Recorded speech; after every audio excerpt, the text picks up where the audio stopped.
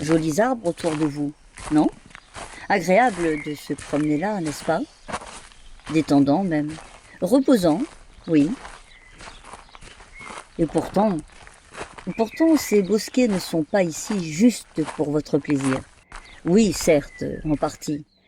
Mais ils sont aussi là pour vous perdre. Et oui, il s'agit de labyrinthes arborés.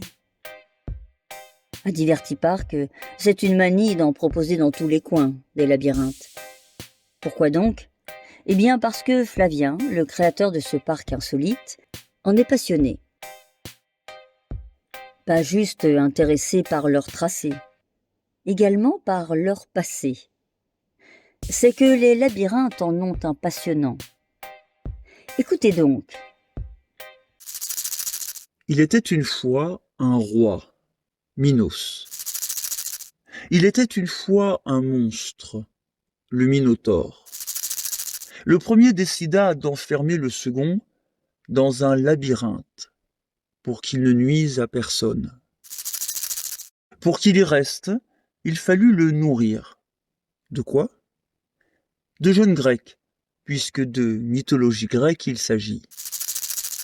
Chaque fois qu'un valeureux pénétrait dans le labyrinthe pour exterminer le Minotaure, il n'en ressortait pas. Se présenta un jour à l'entrée du labyrinthe un jeune homme, Thésée, pas sans armes ni sans soutien. Il était une fois la fille de ce roi, Minos. Ariane était son prénom. Celle-ci, qui s'était éprise de Thésée, lui avait confié un long fil à dérouler au fil de ses pas. Ce qu'il fit. De son combat contre le Minotaure, il ressortit vainqueur. Et du labyrinthe, il sortit sain et sauf, grâce au fil d'Ariane qu'il suivit comme il l'avait déroulé lorsqu'il avait pénétré dans le labyrinthe. Revenons au labyrinthe qui vous entoure aujourd'hui. L'un est tout fait d'une essence appelée charmille. Tout en haut, à son sommet, cet arbre a une forme ronde, ovoïde. Ses fleurs sont visibles de mars à mai. Ses feuilles ovales et de couleur verte virent au jaune orangé en automne. Elles demeurent attachées aux branches jusqu'à la fin de l'hiver. Malgré la dureté et la lourdeur de son bois, on le taille sans trop d'entrave et sans qu'il en souffre.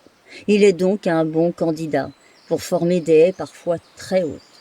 Quand il est mature, il peut atteindre les 25 mètres de haut pour 20 mètres de large. Un sol frais, une exposition au soleil modérée lui conviennent bien. L'autre labyrinthe est composé de Miscanthus. Cette graminée, vivace et robuste, aussi appelée herbe à éléphant ou roseau de Chine, ressemble à la plus connue canne à sucre.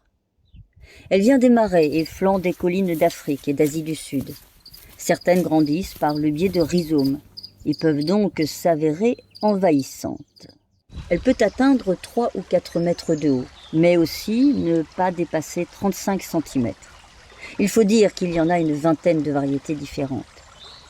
La plupart poussent très tard, en mai.